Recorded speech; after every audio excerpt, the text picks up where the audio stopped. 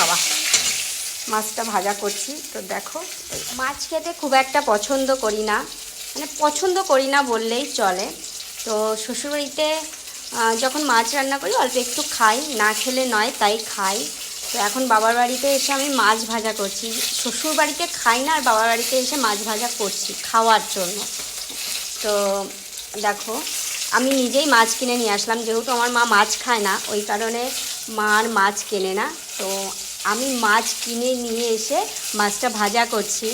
মাছটা ভাজা করার একটাই কারণ যে আমার বাবু ঝোলের মাছ খেতে পারে না, যেহেতু ঝাল হয়, আর আমিও খুব একটা ভালোবাসি না।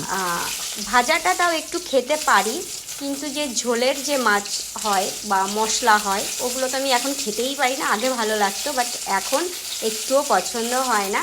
তো তাও ভাজা করছি আমি আর আমার ছেলে খাবো বলে। বাবা মাছটা ভাজা করছি। তো দেখো, এই দেখো,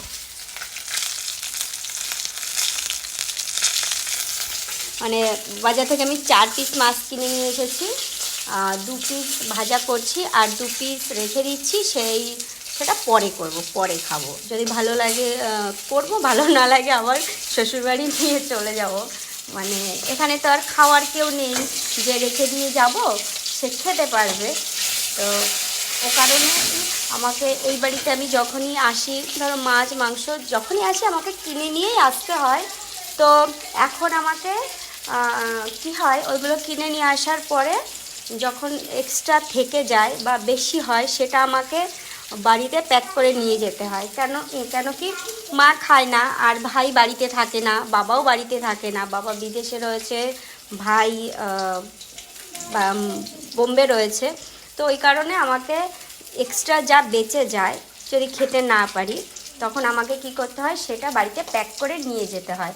তো সেরকমই 2 পিস ভাজা করছি আর 2 পিস রেখেছি। যদি ভালো লাগে তাহলে ভাজা করে খাবো, আর যদি ভালো না লাগে ওই 2 পিস আবার প্যাক হবে, প্যাক করে বাড়ি নিয়ে যাবো, তাই না? 4 পিস মাছ নিয়ে এসেছি, 2 পিস ভাজা করছি আর 2 পিস হয়তো বাড়িতে নিয়ে যেতেও হতে পারে প্যাক।